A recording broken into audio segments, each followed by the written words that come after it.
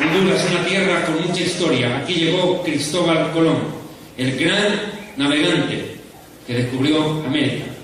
Amados hermanos, en esta oportunidad voy a desarrollar un tema bastante importante en la profecía bíblica. Sin duda alguna el mundo se ha visto alborotado al comenzar nada más este año 2013 con la sorpresiva, entre comillas, abdicación, y digo bien, abdicación del sumo pontífice de la Iglesia romana, Benedicto XVI. Sin lugar a dudas, este hecho ha marcado de entrada nada más la noticia más importante de los últimos años. Hace muchos siglos que no había ocurrido algo así en el Vaticano, que un sumo sacerdote, que un papa deje el lugar que según ellos se lo otorgó Dios en sucesión al apóstol bíblico Pedro, según ellos creen. Lo cierto que el trono de Pedro en el Vaticano quedará vacante para el surgimiento de un nuevo líder dentro de la religión romana, que podría ser, y eso vamos a hablar en esta noche, de acuerdo a las profecías de un hombre que se ha convertido en estas últimas semanas el más mentado de la prensa internacional, San Malaquías. Podría ser, dicen, el último papa de la historia. Lo cierto es que, sin lugar a dudas, lo que aconteció en el Vaticano llama poderosamente la atención, porque presenta una imagen clara ante el mundo entero de las graves fisuras y pugnas de poder que se han desatado al seno de la Iglesia católico romana. Lo cierto es que esto avisora un panorama profético bastante preocupante para el mundo.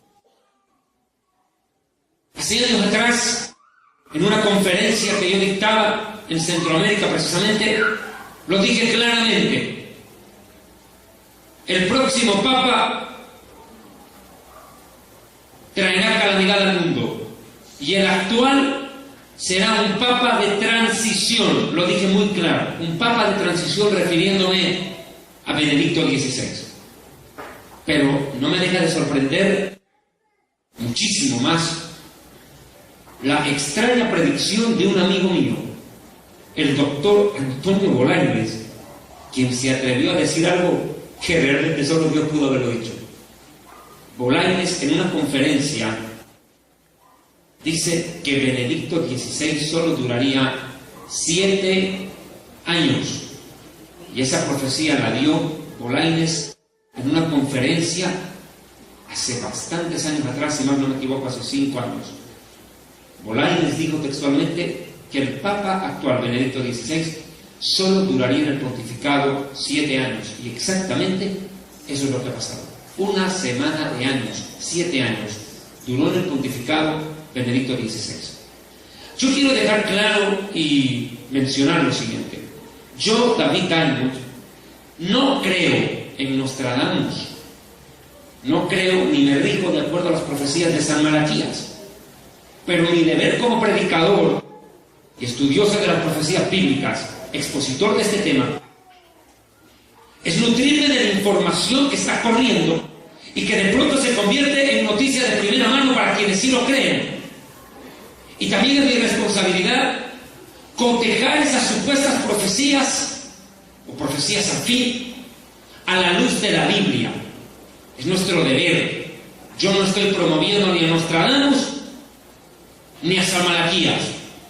Yo predico la palabra profética más segura, a la cual hay que estar atentos, porque alumbra como una luz en medio de la oscuridad, como dice Pedro, y esa palabra profética más segura se llama la Biblia. ¿Cuánto me han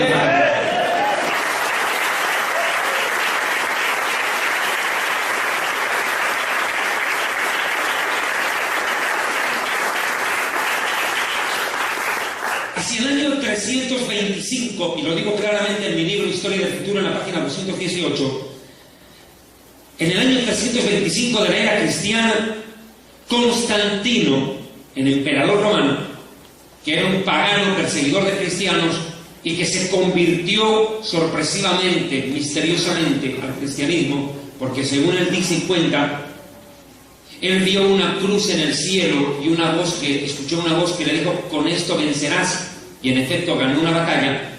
Constantino, a partir de ese momento, se convierte al cristianismo y deja de perseguir y de masacrar a los cristianos e vuelca el pastel. Ahora ya no perseguía a los cristianos, perseguía a los que no querían ser cristianos. Se volcó el pastel.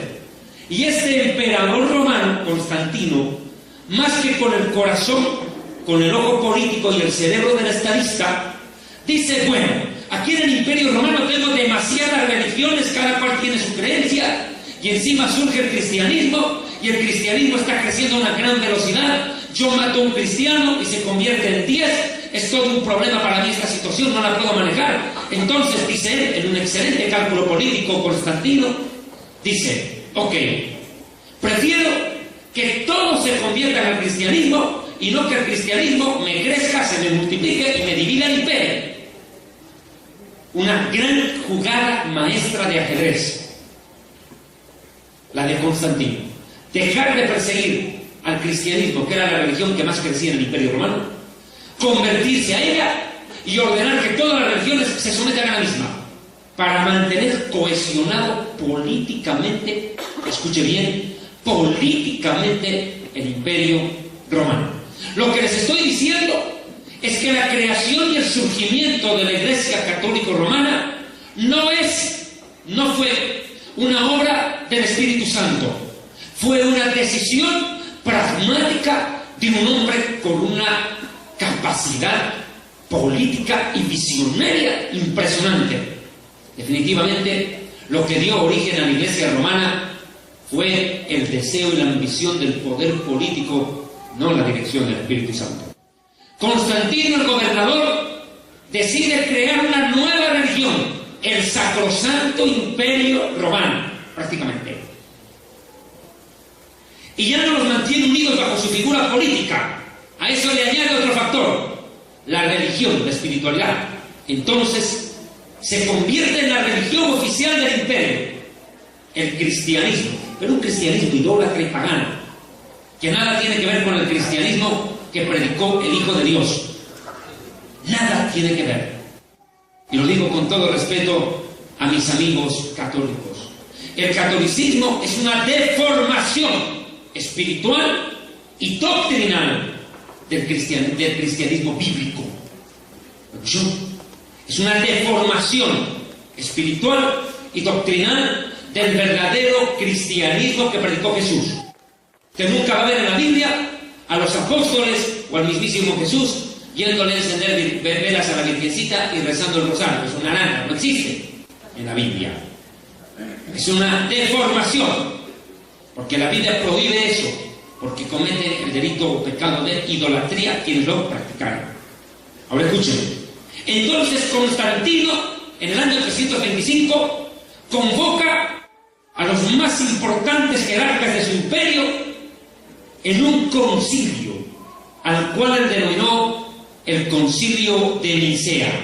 Y es allí, en honor a la verdad de la historia, en el Concilio de Nicea, donde se reúnen para resolver los problemas teológicos que se habían suscitado dentro del imperio en el momento en que Constantino deja de perseguir cristianos para haberse convertido a la religión cristiana.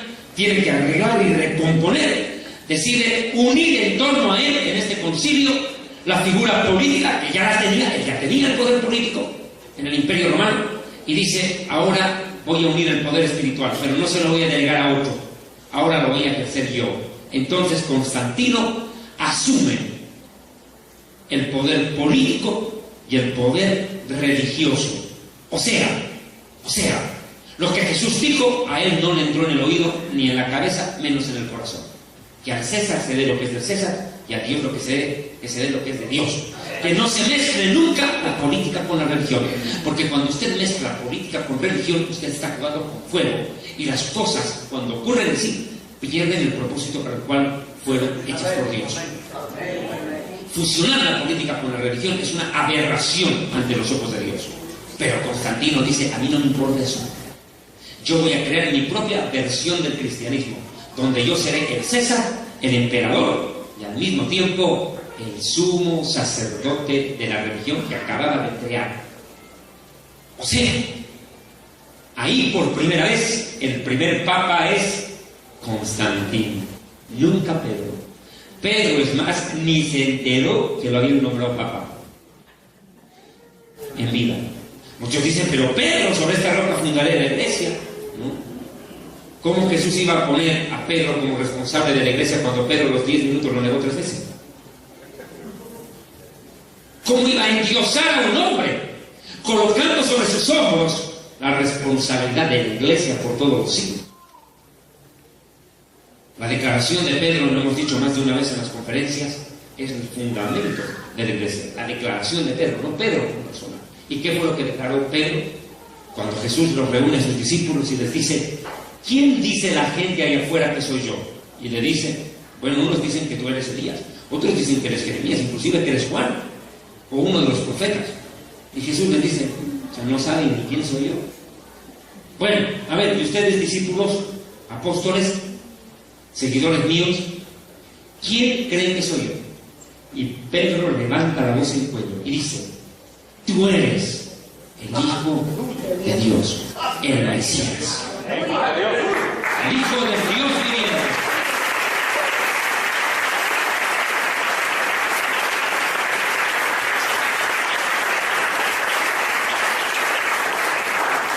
Y cuando Pedro emite esa declaración, si nos trasladáramos a la escena en cuestión, Jesús voltea la cabeza y fija la mirada en ese momento en Pedro. Y le dice, Pedro, lo que tú acabas de decir no te lo reveló ni carne ni sangre, ni teólogo, ni filósofo, ni intelectual, ni pensador. Te lo reveló mi Padre que está en los cielos. Y te digo, le dice, que tú eres Pedro, sí, tú eres Pedro, y sobre esta roca, ¿cuál es la roca? Lo que acababa de decir Pedro. La roca sobre la cual está fundamentada la iglesia no es Pedro, sino lo que acababa de decir Pedro. ¿Qué cree la iglesia? Que Jesús es el Mesías, es el Hijo de Dios, ese es el fundamento. Por ende, Pedro no pudo haber sido papa jamás. Y le voy a explicar algunos datos más. Pedro no fue el primer papa. Definitivamente, el pasaje bíblico apunta en el idioma original a todo, menos a que Pedro haya sido declarado por el mismísimo Jesús como papa. Eso no cabe en ningún momento en el contexto escritural de la Biblia. Es más, el mismo apóstol Pedro se encargó de desmentir el papado al cual le quieren hacer cargo los líderes religiosos de Roma.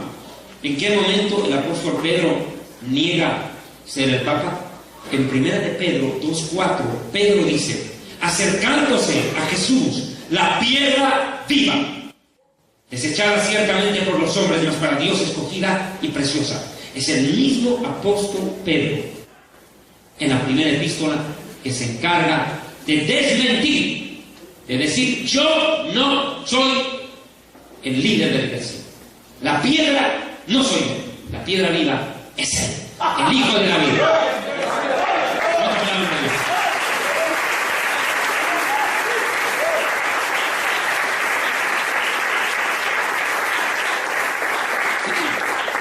Pero cuando uno mira la declaración en texto, veamos lo que pasó en Mateo capítulo 16, porque ese es el origen del embrollo con el Vaticano.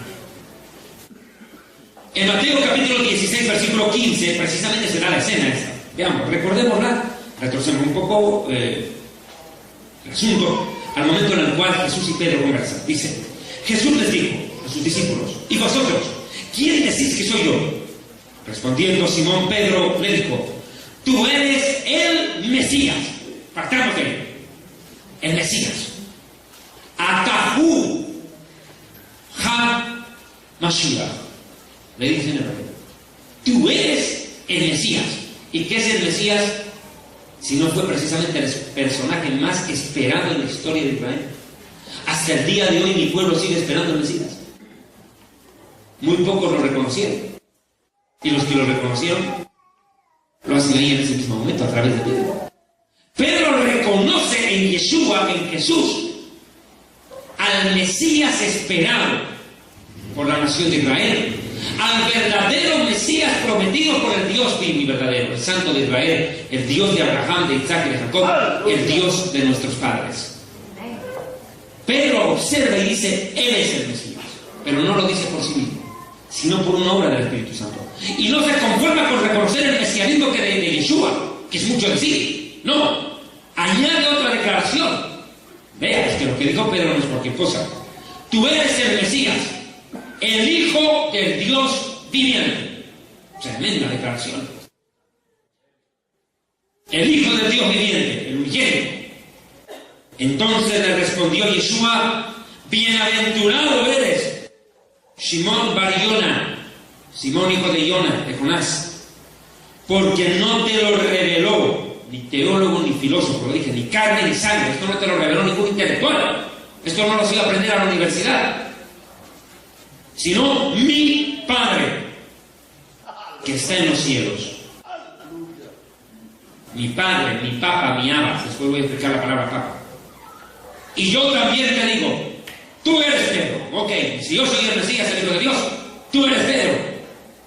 Y sobre esta roca, lo que tú acabas de decir y que te lo reveló mi Padre, sobre lo que te acaba de revelar mi Padre en el corazón, y tú lo acabas de decir por tus labios, sobre esa roca, tu declaración, Pedro, edificaré mi iglesia. No sobre ti, Pedro, sino sobre lo que acabas de decir, sobre esa declaración, sobre esa verdad que trascenderá la eternidad, que yo soy el Mesías, el Hijo de Dios.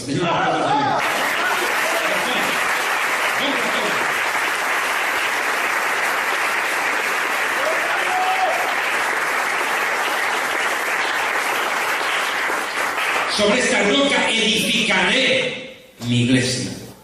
Y las puertas del infierno no van a poder contra ella. Va a haber una guerra espiritual contra el infierno, pero el infierno será aplastado y vencido. Y te daré las llaves del reino de los cielos, iglesia. Y todo lo que atares en la tierra será atado en los cielos, y todo lo que desatares en la tierra será desatado en los cielos. No le dice a Pedro que va a estar amarrando y desamarrando. No es que Pedro va a estar aburrido en el cielo entre que amarra y desamarra. Amarra y desamarra, como quien amarra un zapato. ¿No es eso?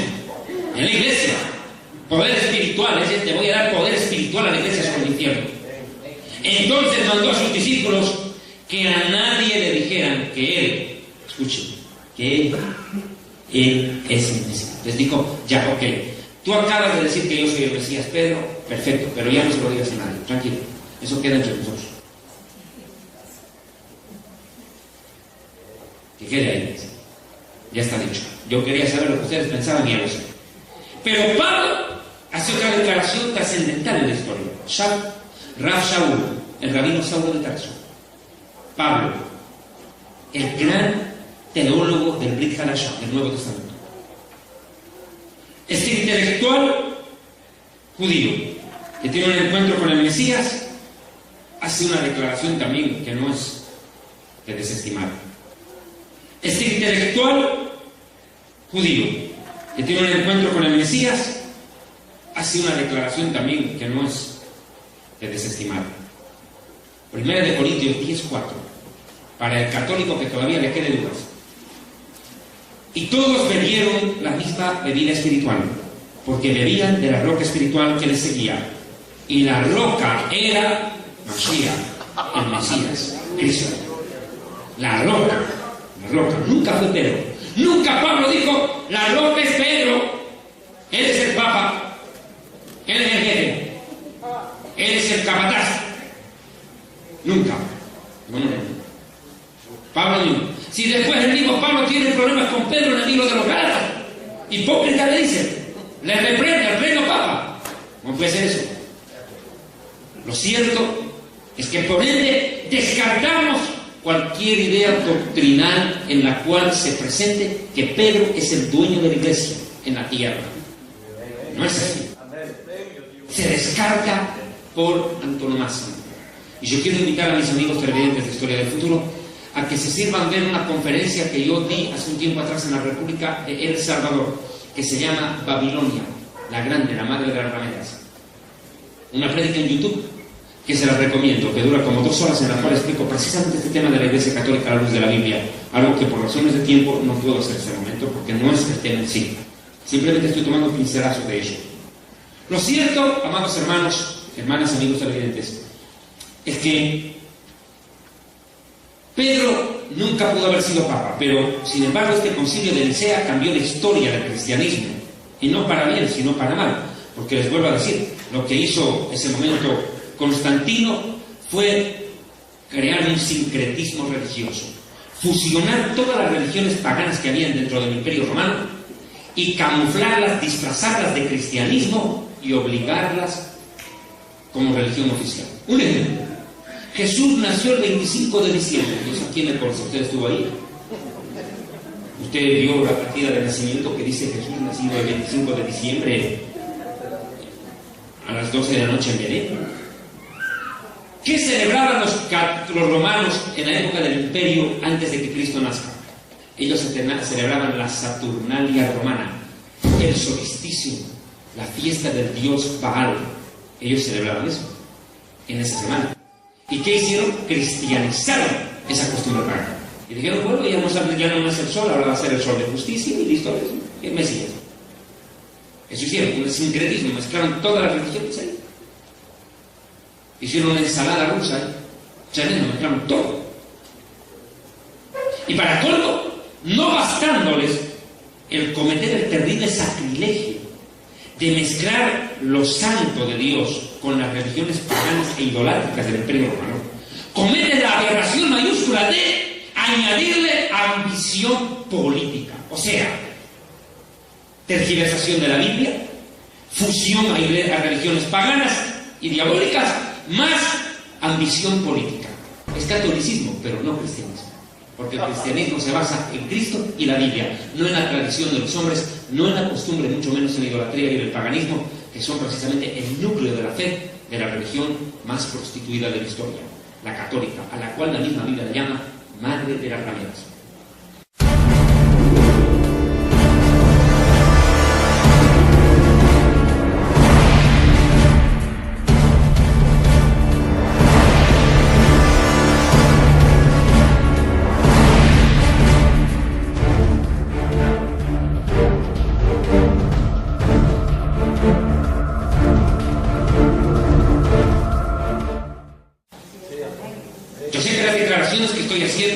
Pueden sonar duras a los oídos de mis amigos católicos, pero lo lamento, mis amigos, mi deber es golpear con la verdad, no acariciar con la mentira. Que le quede claro esto: el cristianismo católico romano, si quieren llamarlo así, fue reconocido como religión oficial del imperio por orden del emperador Constantino. Un dato interesante es que Constantino fue cabeza de la iglesia y a la vez era sacerdote pagano, o sea, que practicaba el cristianismo y a puertas celebraba fiestas paganas en honor a sus dioses. O sea, él no dejó de creer en sus dioses, pero también creía en Jesús. Esto me suena mucho a los católicos que van a misa, se persignan, luego oran a Dios y después van donde el grupo. Ya, la misma sarna, el mismo virus. Posteriormente, Calixto fue nombrado obispo de Roma, pero su vida inmoral y corrupta lo hizo divagar en montones de herejías. A raíz de esto, el catolicismo se contaminó por completo y surge el papado como fusión del catolicismo con el paganismo más la mitología greco-romana. Esto es importante. A los dioses paganos de los griegos les cambiaron nombre. Por ejemplo, había un dios romano que se llamaba Maximón y después le llamaron San Simón. Expertos. Ahora, Pedro, ¿por qué no pudo haber sido papa? Primero, porque ya se había muerto mucho antes de que Constantino nazca. Pedro muere antes del año 70, cuando se destruye el templo de Jerusalén. y Constantino aparece en el 300. O sea, Pedro nunca pudo haber estado presente en su coronación de papa. Me repito, ni se enteró que lo habían declarado papa. Menos mal, lo escuchó en la mano noticia. Pero Pedro no pudo haber sido papa porque para ser papa había que ser cura. ¿O no? Un católico de calle no puede ser papa, tiene que ser un cura. Pero para ser cura hay que ser célibe. No hay que tener esposa. Sin embargo, Pedro tuvo suegra.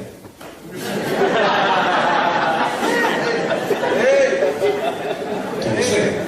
O sea que ni siquiera Pedro reúne los requisitos para ser papa católico. Los mismos católicos se lo impidieron. Porque tuvo suegra. Suegra. ¿Qué cosa es esta suegra? Lo cierto. ¿Y qué es el celibato? Qué buena pregunta. Es la abstinencia de relaciones sexuales de un hombre con una mujer para obedecer a Dios y dedicarse por completo al servicio del Creador. Eso es, pero por imposición. Y la Biblia, ¿sabe cómo lo llama? Doctrina del demonio. 1 Timoteo 4, versos 1 en adelante. Pero el Espíritu dice claramente que en los últimos días algunos hombres apostatarán de la fe, escuchando a doctrinas de demonios y espíritus de engaño, de hombres que, teniendo cauterizada la conciencia, prohibirán casarse. Prohibirán casarse. O sea que el celibato por imposición no es lo que le agrade a Dios. Y producto de eso, tienen lo que tienen. Si hombres casados que tienen esposa caen en relaciones sexuales ilícitas, imaginen estos tipos que no tienen don de continencia. Terrible. Si el rey David, siendo el rey David un hombre adorador, lleno del Espíritu Santo, en algún momento llegó a caer en adulterio, imagínense estos pobres curitas. Terrible.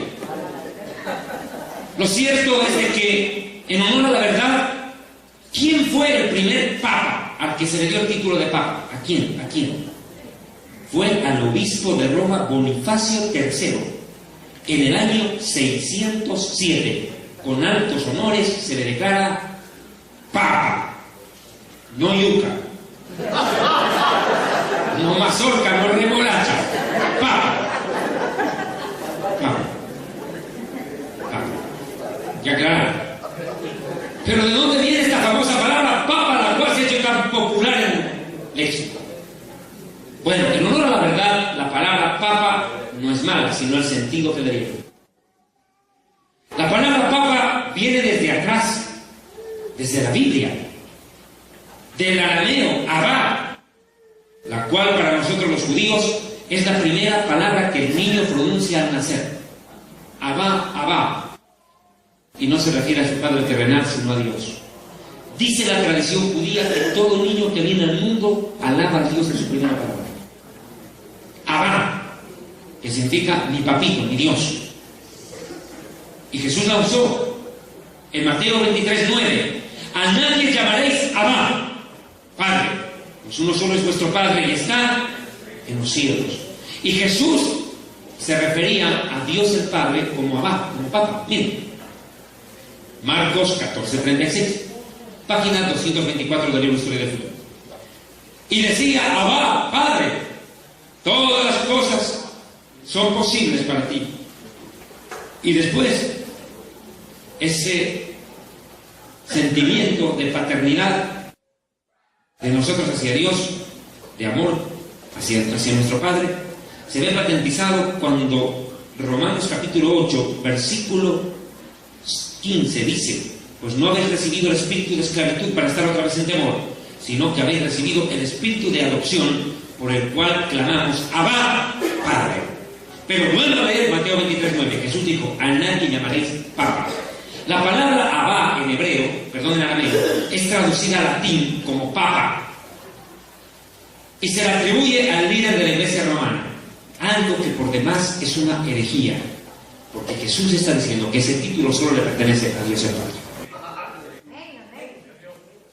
Yo no tengo problema en decirle padre a mi papá terrenal, pues tú tampoco, eres el papá, está bien, pero no en el sentido espiritual. Por ende, cuando un evangélico dice mi pastor es mi padre espiritual, está tan pagano, idólatra y loco como el católico que le dice padre al padre.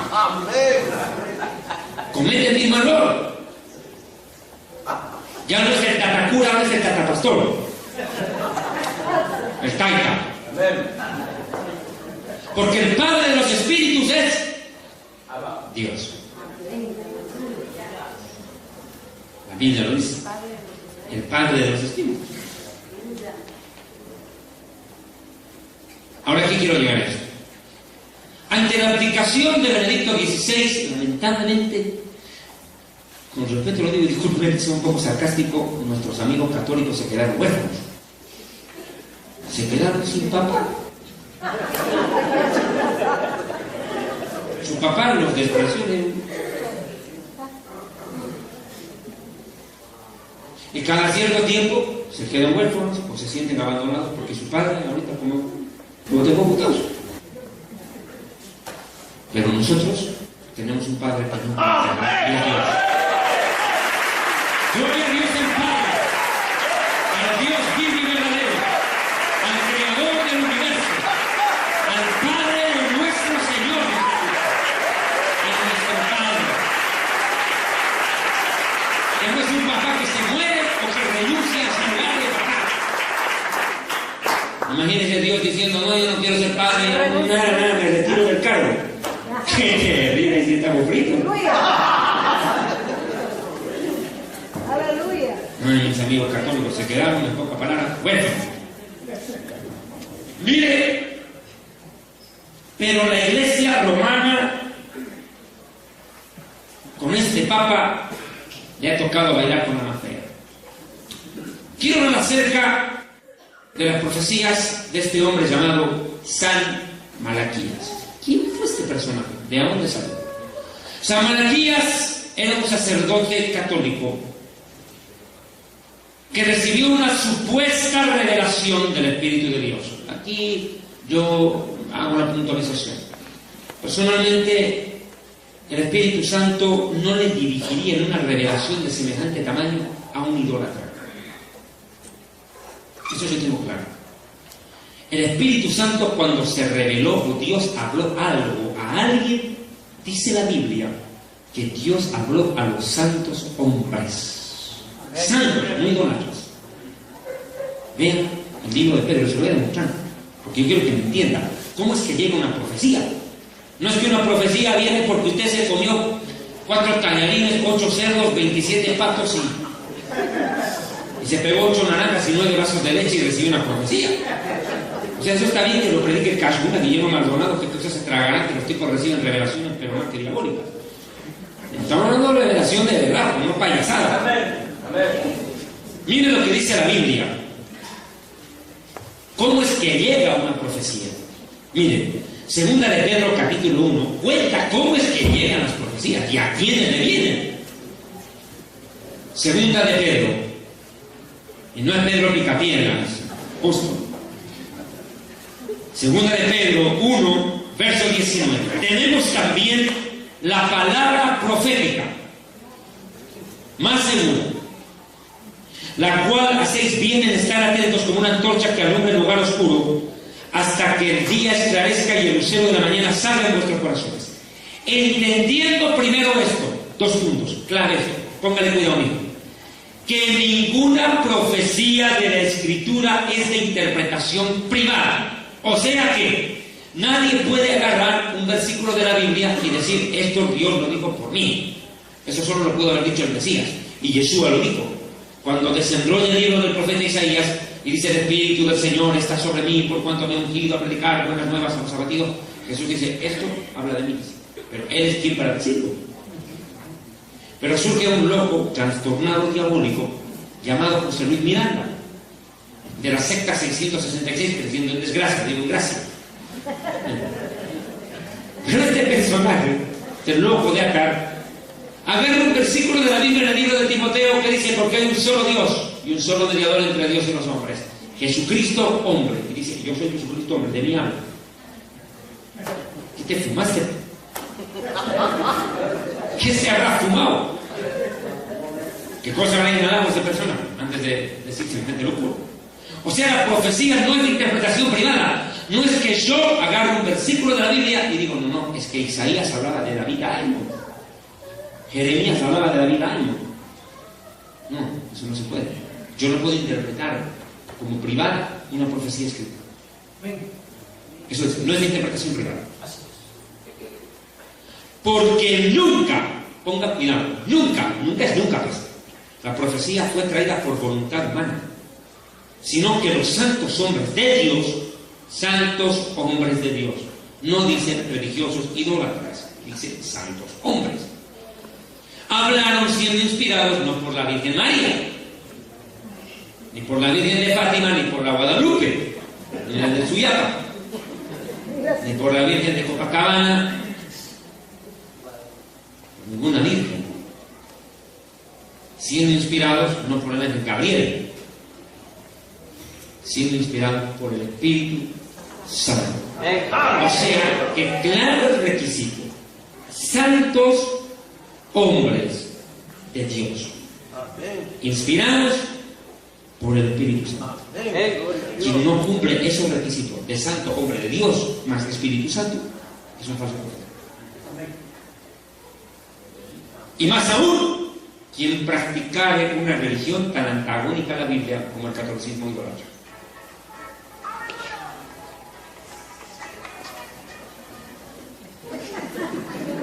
A la salida de los exorcizamos.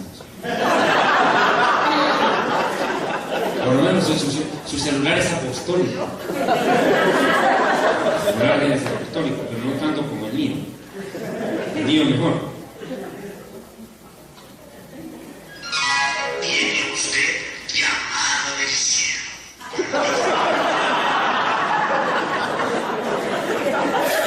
Cómprate uno como el mío.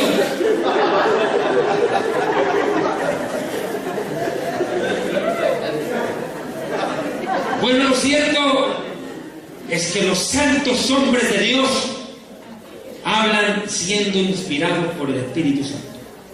Pero Malaquías, ¿quién lo inspiró? Lo cierto es que el diablo podrá ser diablo. Y el diablo, si hay algo que conoce muy bien en la Biblia, el diablo no es omnisciente, pero conoce el futuro. Porque el diablo no solo lee la Biblia, sino que es actor en la Biblia. ¿Y cómo el diablo no va a saber lo que le espera a la iglesia que él mismo acababa de formar? Si él mismo traza un plan. Así como Dios por medio de Cristo tiene un plan para la iglesia de la sana doctrina, el diablo tiene un plan para llevar a la iglesia idólatra por donde quiere. Lo cierto es de que San Malaquías, lo sepa o no lo sepa, este personaje anuncia el surgimiento de 112 papas en la historia romana. Todo concuerda en que estamos en el Papa 111, Benedicto XVI, que viene en sucesión de Juan Pablo II, que tuvo un pontificado de 27 años y en el cual podríamos catalogarlo como el Papa más pagano e idólatra de la historia, sin lugar a dudas. Si ha habido un Papa católico que ha dispersado y diseminado la idolatría en el mundo, Juan Pablo II, donde ha llegado, ha declarado santos a cuantos ha encontrado. Si ha habido un Papa católico que ha dispersado y diseminado la idolatría en el mundo, Juan Pablo II, donde ha llegado, ha declarado santos a cuantos ha encontrado. Lo cierto es que cuando en una ocasión una señora católica estaba buscando un templo evangélico, la primera vez que iba a entrar, entró al templo y vio que una suegrita estaba barriendo el templo. Ojo, barriendo, no volando. Agarrando la escoba para barrer. Estaba barriendo. Y le dijo la católica a la señora evangélica. Le dijo: señora, disculpe, ¿esta es la iglesia? Le dijo: sí, claro. Qué raro, ¿y dónde están los santos? Y le dijo la evangélica: llegan a las 7.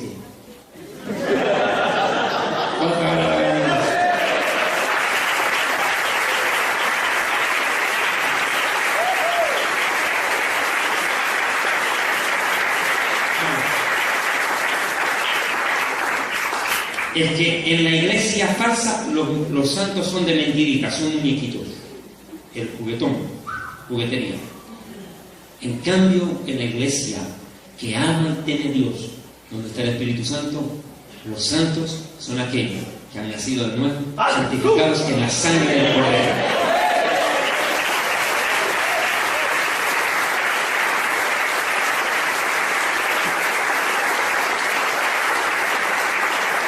Somos pueblo adquirido por Dios, nación santa. Y santo quiere decir apartado para Dios, no idólatra. O sea, puede ser.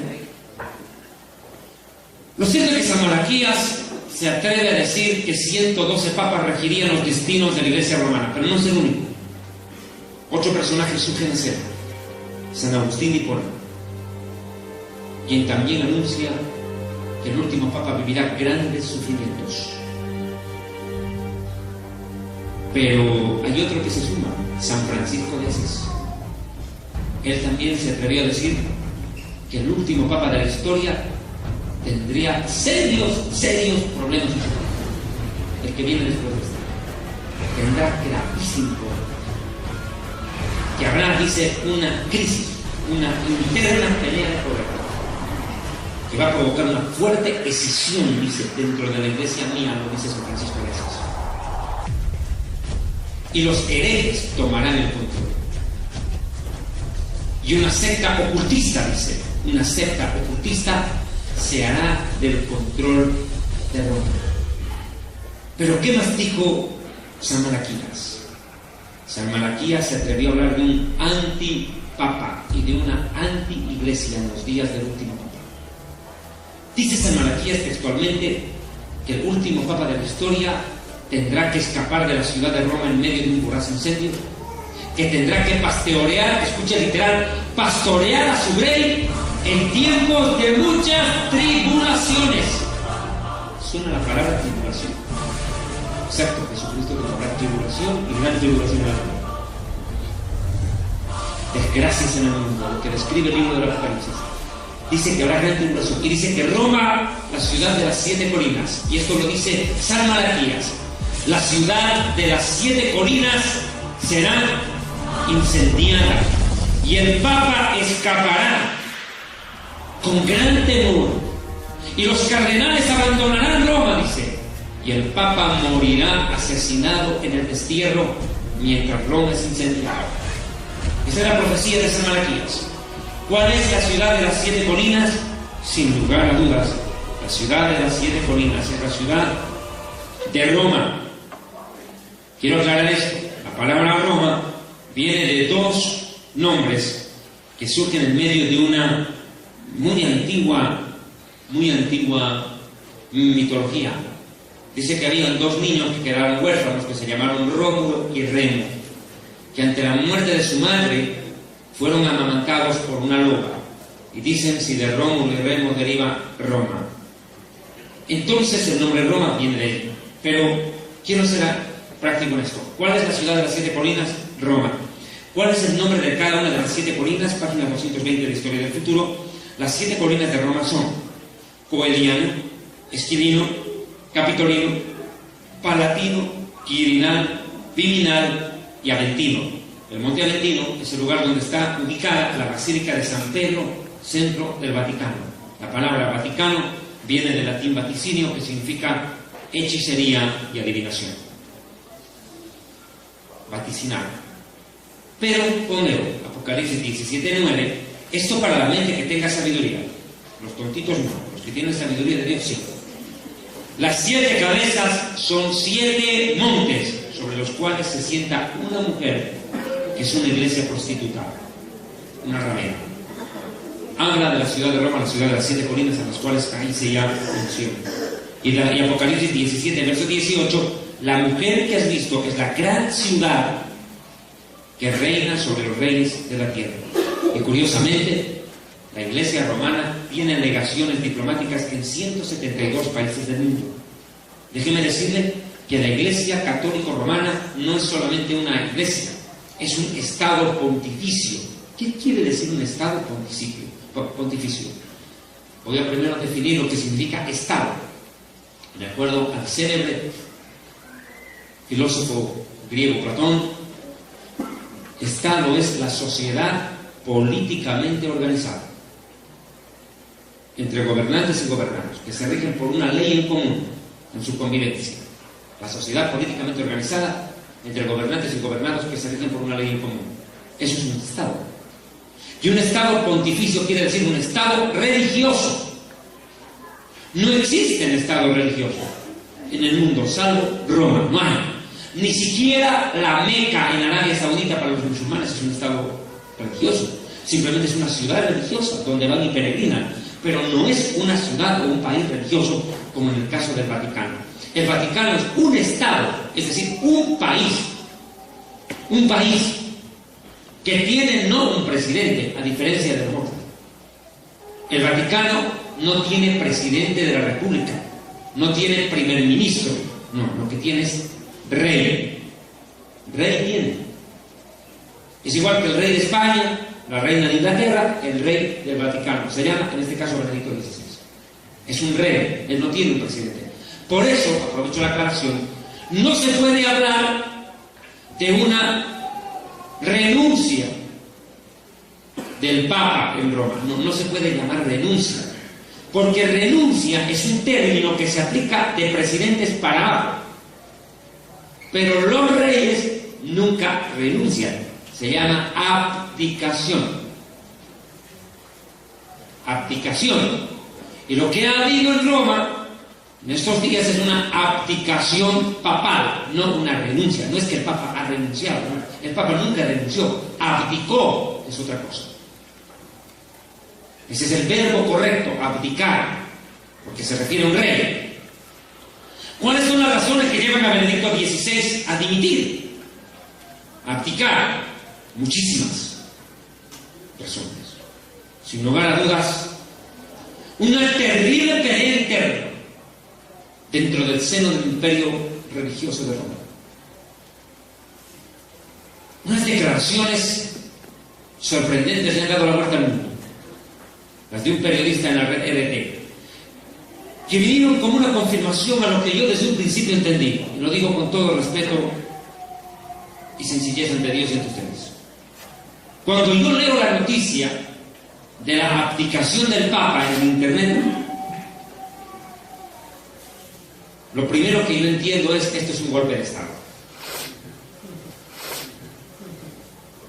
Literalmente lo que ha habido es, escúcheme bien, un golpe de Estado silencioso, orquestado desde lo más lúgubre, lo más profundo de la codicia y la ambición de poder que hay en algunos clérigos romanos que quieren hacerse control del papado. Porque Benedicto XVI no renuncia ni por enfermo ni por viejo, aunque se sabe que secretamente el año pasado él fue operado del corazón y le cambiaron las baterías del marcapasos. Nadie en el mundo se enteró de eso. Ahora recién salió a luz que se había operado. Había pasado por cirugía. Nadie se enteró. Pero lo cierto es que salió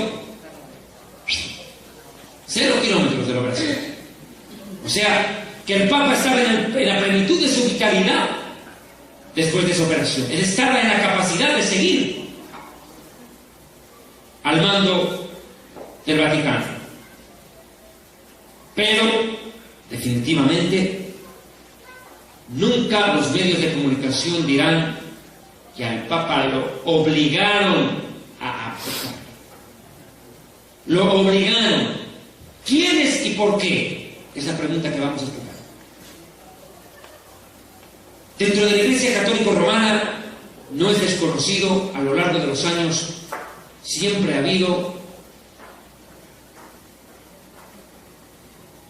una terrible pugna de poderes. Y los últimos escandaletes en los cuales la curia romana en el mundo entero se vio involucrada marcan el paso a lo que ha ocurrido. Tremendos escándalos: pederastia, pedofilia, violación a los niños por parte de sacerdotes católicos, prostitución sexual de la más baja calidad. Millones de dólares gastados por el Vaticano en cerrarles la boca a las madres, los padres y las víctimas de violación de sacerdotes.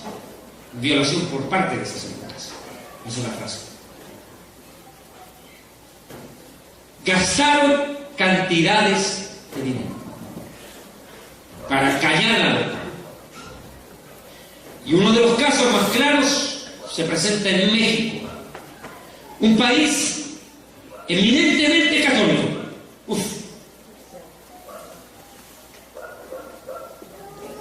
México, un país tan pegado al catolicismo romano que, como dijo alguna vez un escritor, que cuando le da gripe al Papa, los mexicanos son los que estornudan. Terrible. Otro dijo, pobrecitos los mexicanos, tan lejos de Dios y tan cerca de los yanquis.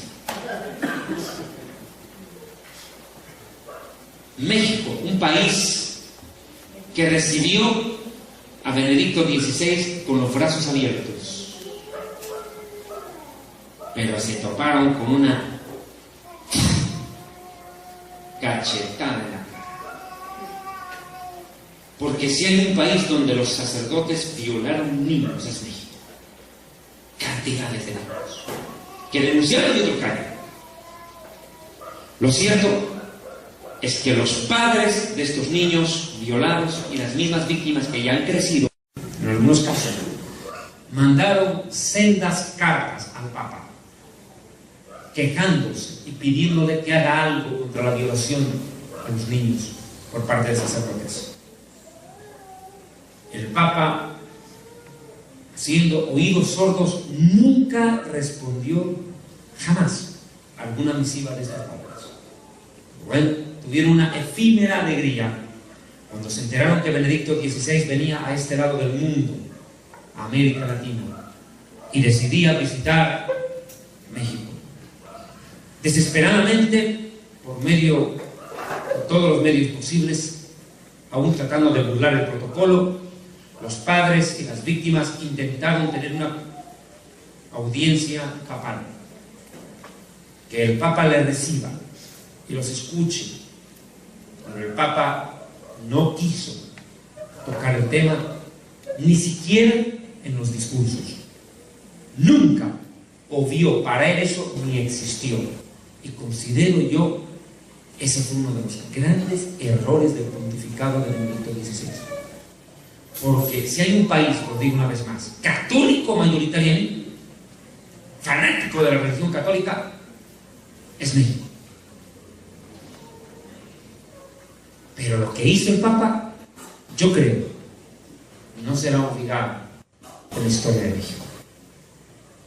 No creo que los mexicanos sean tan insensatos de olvidar tan rápido semejante ofensa. Lo cierto es que eso provocó una fuerte decepción entre el pueblo católico en México. Pero yo estoy consciente de que nada se le escapa al control del Espíritu Santo. Dios permitió ese desaire, porque no lo puedo llamar de otra manera, ese desaire, ese salvaje desprecio al dolor y la impotencia humana de estas familias, víctimas de la pederastia de la curia romana, para que los ojos de miles de católicos se abran de repente y vuelquen sus ojos, ya no al Papa, sino al Papá.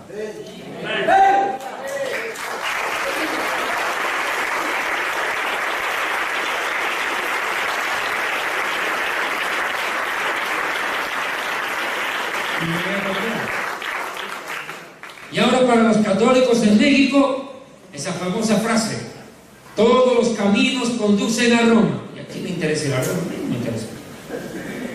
Nunca me llamó la atención. Aunque todos los caminos conduzcan a Roma en la tierra, hay uno que conduce al cielo, se llama Jesucristo.